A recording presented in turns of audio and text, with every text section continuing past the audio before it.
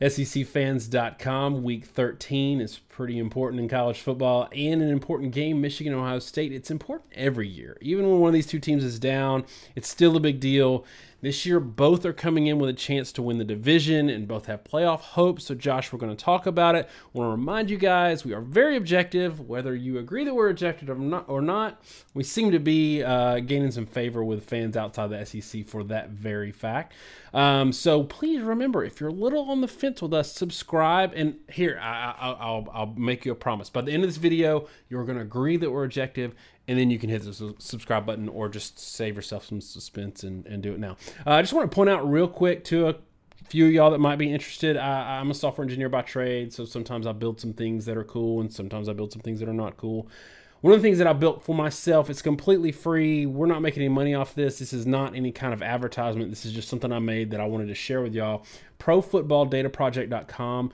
All it is a real-time updating NFL stats database, but it's by college teams. So if you're a Michigan fan or an Ohio State fan and you want to see how all of your players that are in the NFL are doing this Sunday or did in Week 7 or have done for the year, you go in and you search by Ohio State or you search by Michigan and it'll spit it out and you can look at their stats. That's all it is. It's not finished. It's not ready. It's pretty ugly, but it's very usable, and there's only a few games left in the year, so I thought I'd share it with y'all while I'm working on it. So that's it. All right, Josh, this game is always big, like I said. This year it's really big because both teams are good. Both teams have 10 wins. Both teams are coming into this game with a chance to win the division. And what's interesting is how record-wise they're similar, but season-wise it feels like they've gone in different directions. I don't know that that's entirely fair. And I think a lot of fans that aren't familiar with how we operate don't love the fact that we don't just look at wins and losses. A lot of fans kind of bristle when we talk about losing close to crappy teams. But I argue that you can glean a lot from that. And obviously I'm talking about Ohio State, but there also was that weird Northwestern game with Michigan. So we're going to get into that a little bit.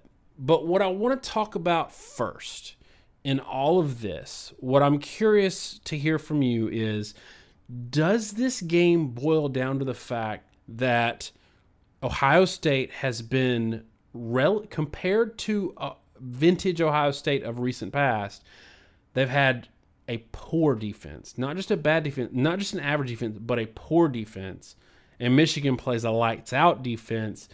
Does that just stop the discussion right there? One team's got a bad defense, one team has an elite defense. There's your ball game, or is there more to it?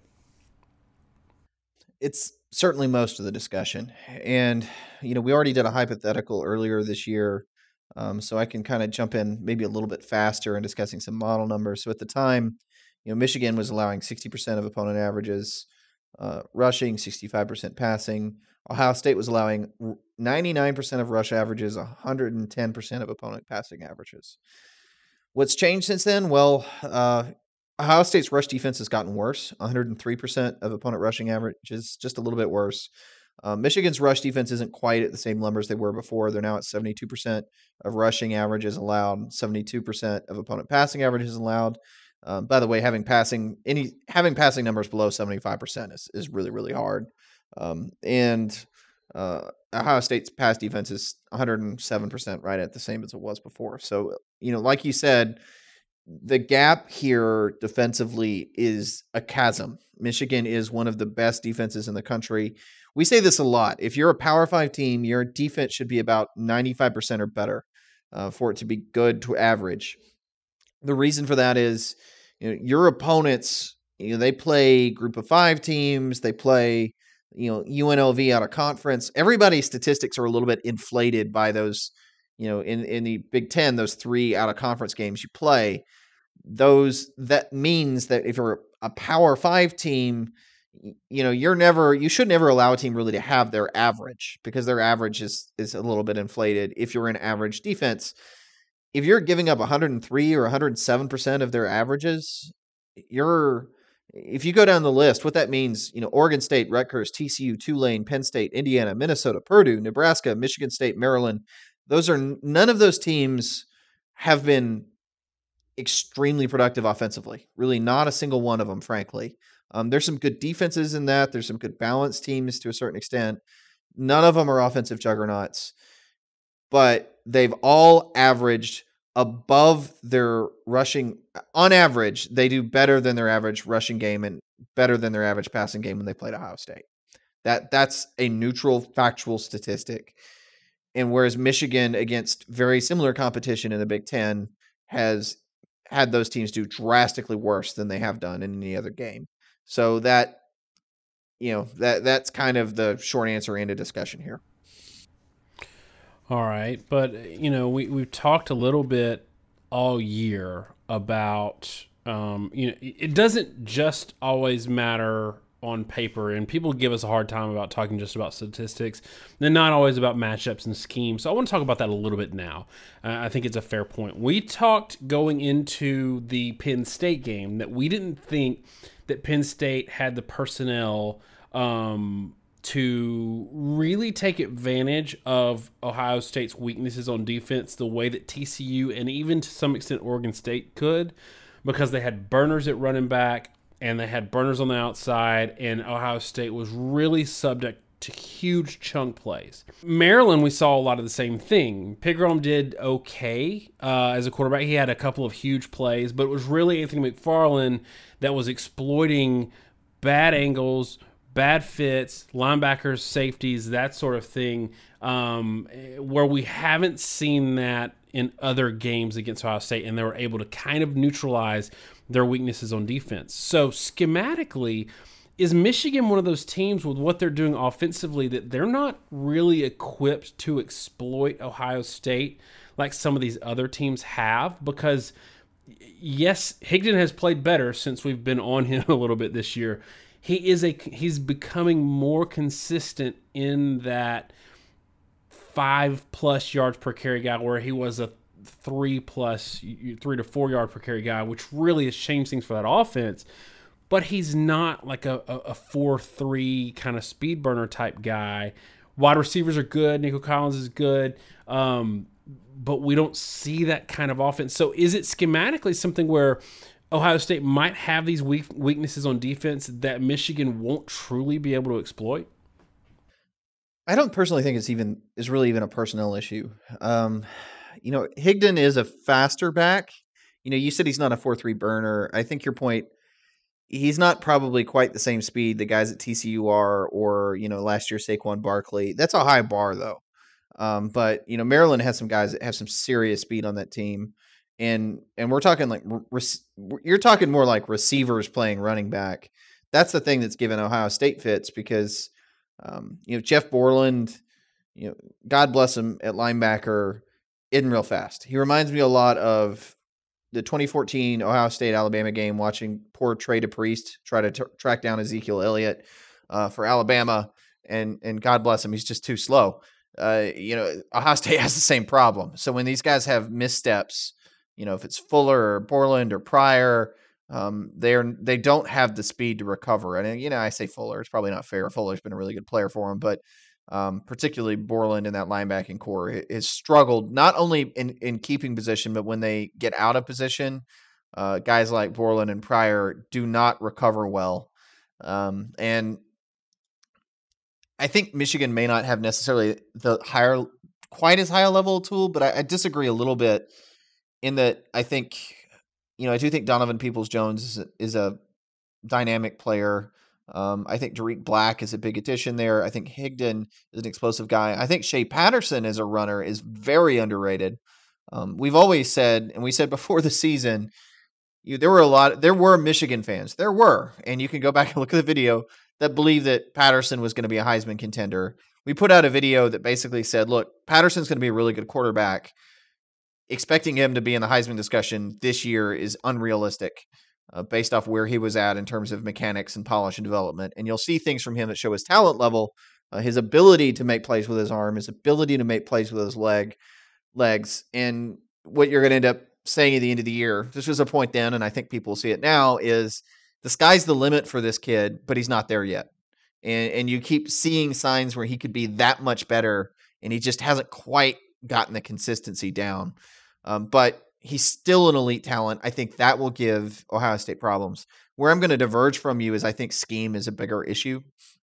What all those teams have in common, TCU and Maryland, the Maryland had those 2 runs against Ohio State that look like mirror images of each other.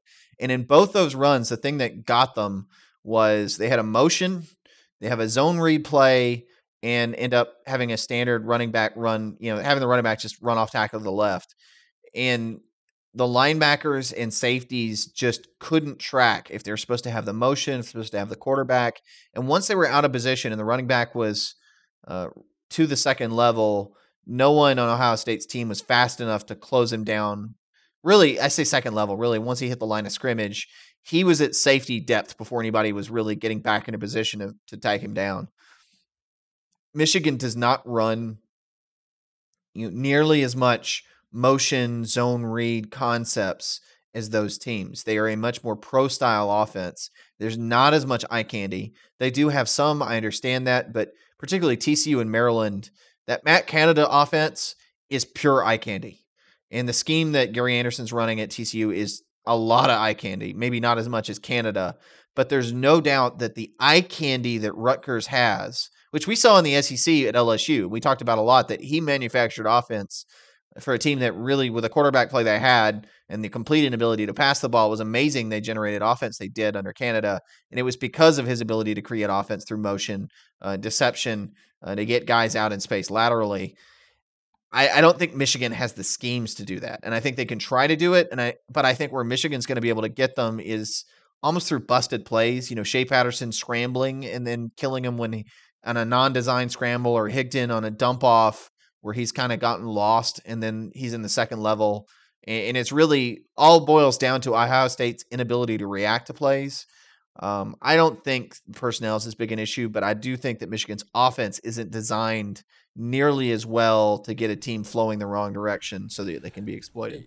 You mentioned kind of in passing Tariq Black, and I think getting him back is a big deal because he is a little more dynamic, it seems, than Peoples-Jones or Nico Collins, who I think both are really good wide receivers. I just think in terms of potentially exploiting this Ohio State defense, I think Black could be that sort of extra nudge in the right direction. I also think True Wilson, who got a little bit of an expanded role this week, I think you could see him because he looked pretty good against Indiana. I think you could see him as well because he's a really dynamic player. But obviously, Ohio State has dynamic players on their side of the ball.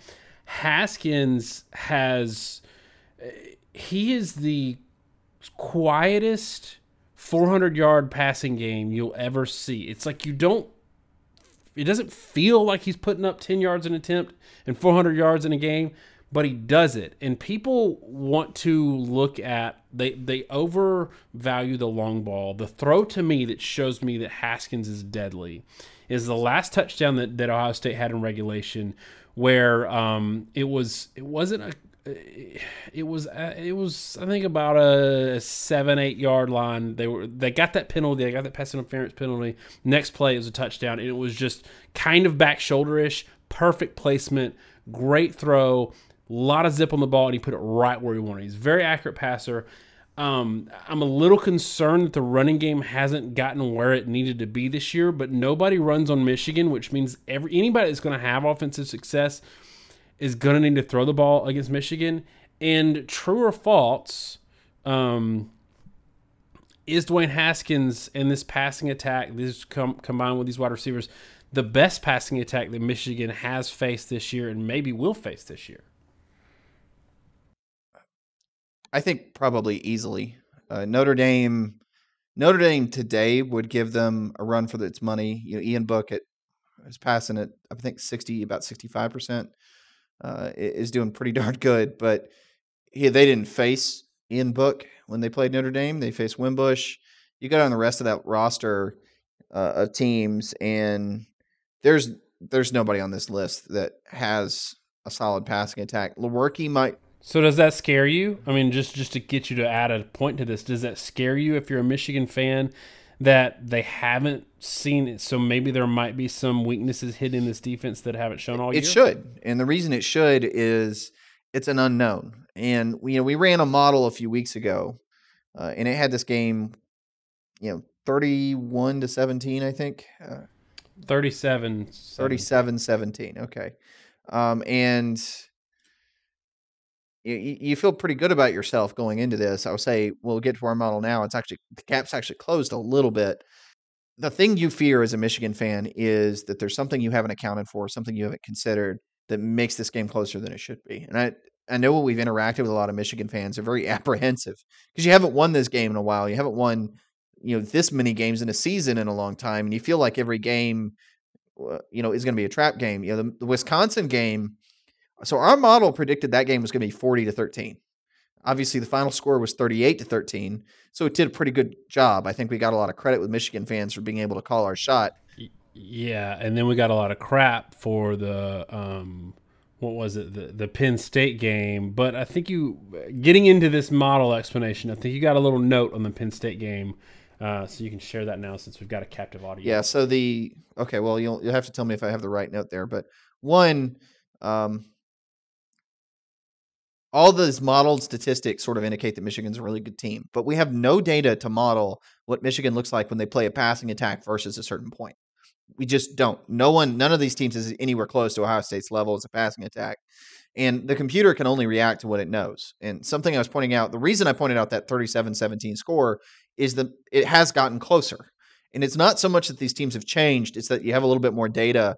And it's given our model a little bit better of an indication that Ohio State's going to score more to sort of foreshadow than it was expecting. And that's due to how Michigan's reacted, like Michigan this past week against Indiana. And it's also due to the fact that Ohio State has been able to score in games at a high level. I think something missed in this close win against Maryland is that Ohio State scored 52 points because they were in a similar game against Purdue and they could not keep pace.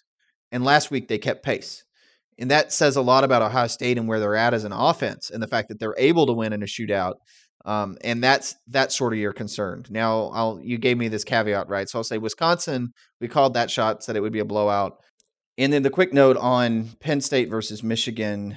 And I know people sometimes hate to hear some of these things when you talk about a big blowout win. It seems like it's discrediting it. It's not. I talked about leading up to that game could be really close because we had that, something like a 28-14 game is kind of what we're expecting. But I made the huge caveat that game could swing one way or it could swing the other. And the reason is Penn State and that style of offense is highly variable. It can score a lot of points on big plays. It can give up a lot of negative plays on big plays because they take a lot of chances.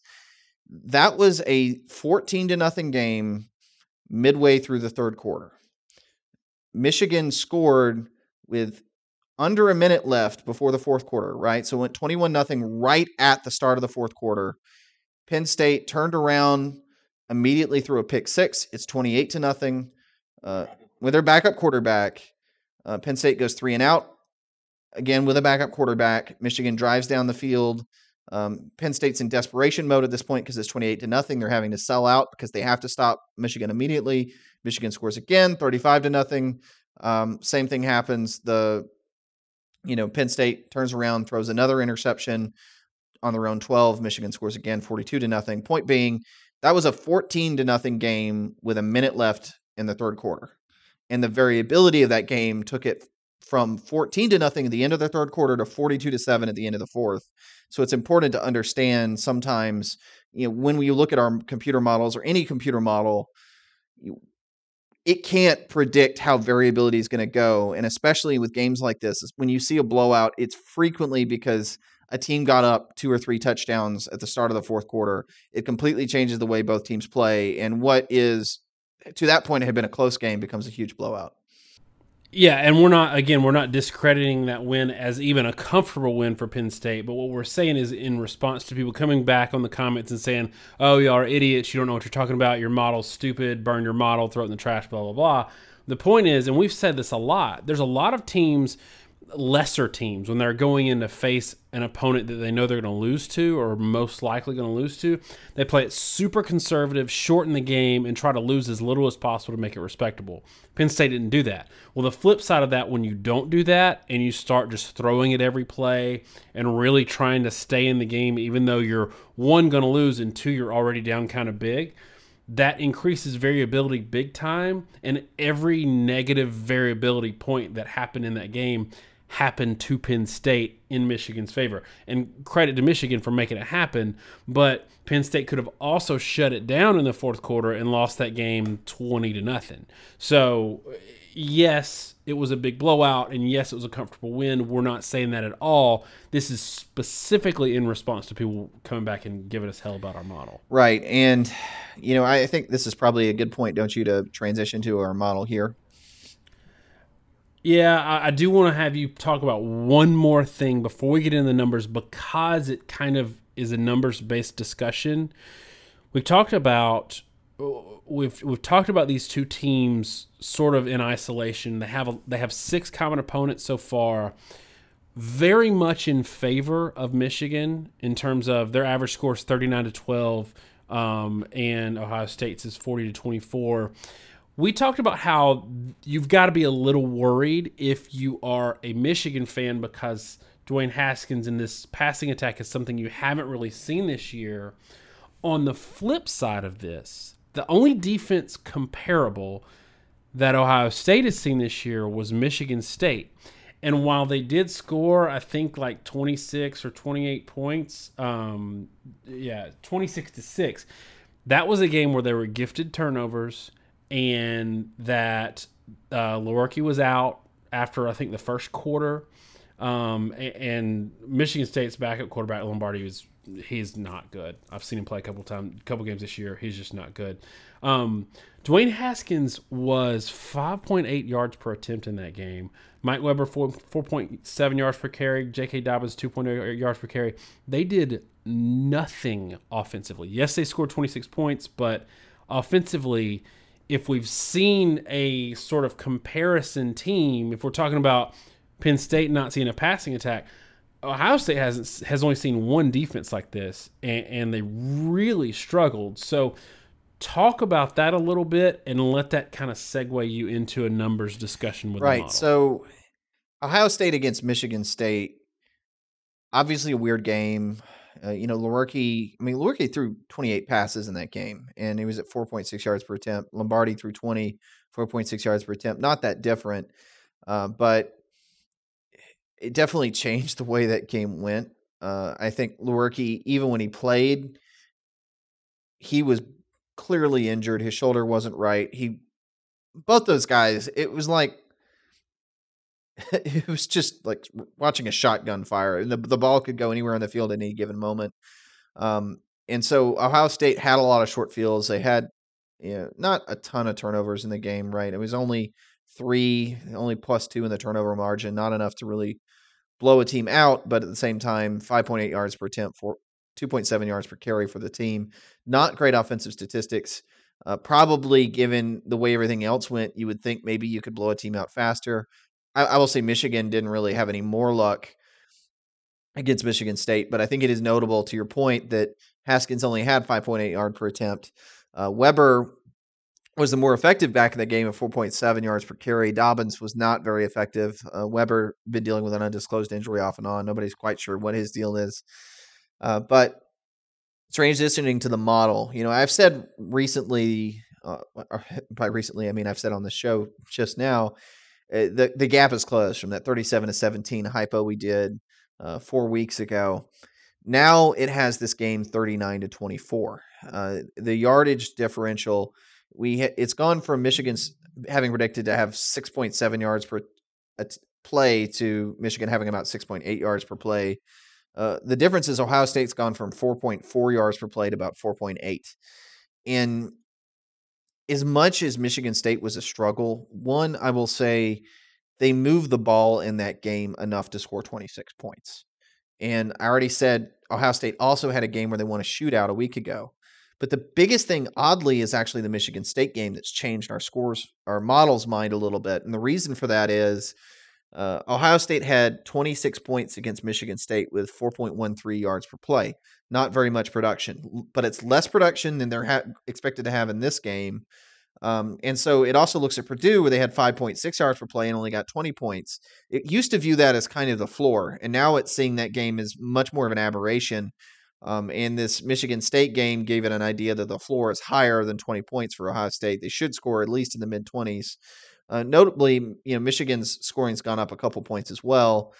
I don't know that either one of these teams has really changed or that much different statistically than it was 4 weeks ago. The first point I'll make is this kind of shows you how much additional data changes the way statistics in a model look at things. Even if you have a team that, in my view, I think is performing consistently with how they were performing 4 or 5 weeks ago, just these extra data points sort of fine tunes things a little bit. In this case, gives Ohio State almost an extra touchdown. Michigan's maybe able to score a little bit more than it had thought a few weeks ago as well. And that's how you come up with a 39-24 score. Now, if you think that's, maybe Michigan fans like to hear this, maybe Ohio State fans don't. They might think this score is way too high, 39-24. Michigan's not going to score 39 points, not with that offense. Well, I disagree to a certain extent. Michigan has scored 40 points several times this year. 1, 2, 3, 4, 5, 6 times this year they've scored 40 points. Yeah. So it's something they've done almost every other game. Ohio State's defense, as we said, is pretty average. And the last thing I'll note, we ran the same model last year with Ohio State, Michigan. It was pretty darn accurate. It had this game 31-17. Final score obviously was 31-20. So I do have some confidence in the model and its ability to deal with rivalry games. Some people will probably say it's a rivalry game. You throw out the stats, throw out the numbers. I'll note that several studies have shown the opposite. And the reason for that is when you go in a rivalry game, both teams bring it. And because both teams bring it, you don't have one unmotivated team or one high volatility variable team. You tend to have both teams bringing their A game. It makes them more consistent because you see from them a good game that both of them, what their A game was from both of them is a lot more predictable than when you get an A game versus a C game. That's the LSU example this year where our model has been utter crap because LSU can't decide if they want to show up one week or another. And our model is either over or undershooting it every single week. Yeah, I just wonder though, I don't think Indiana is a bad team at all. And I'm not knocking Michigan for a 31-20 win over Indiana, but I wonder if they got 31 on Indiana, do we really think they're going to get 37? And I know it's not a direct comparison, but 37 on Ohio State, I don't think so. Rutgers, way worse defense. As bad as Ohio State's defense is, it's not Rutgers bad. We talked about how Penn State was weird, and they didn't score 42 offensive points in that game.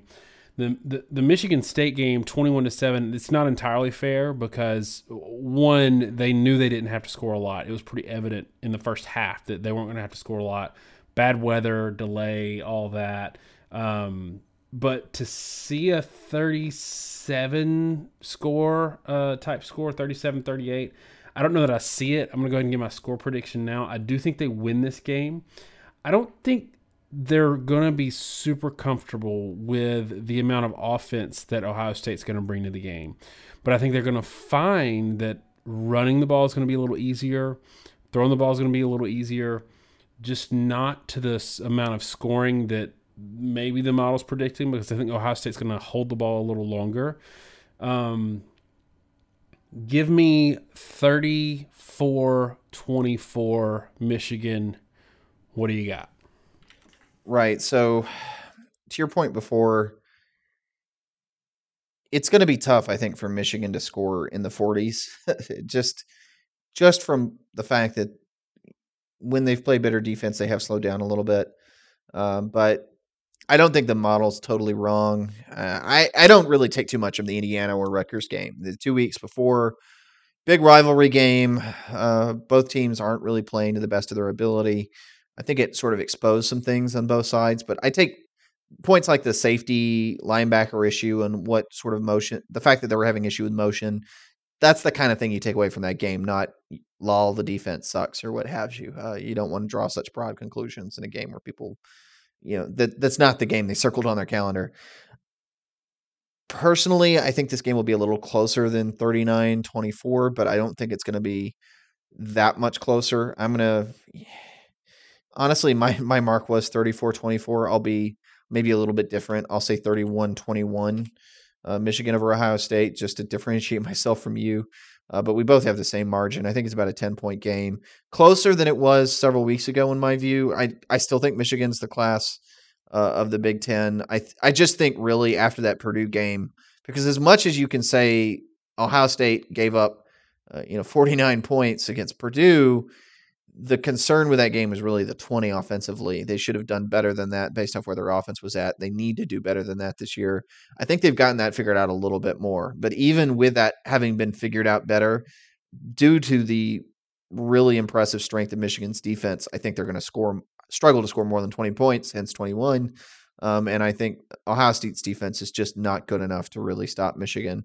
So I have them at 31, based in large part to the fact that I don't think their offensive scheme is going to let them quite put up points the way other teams did against Ohio State.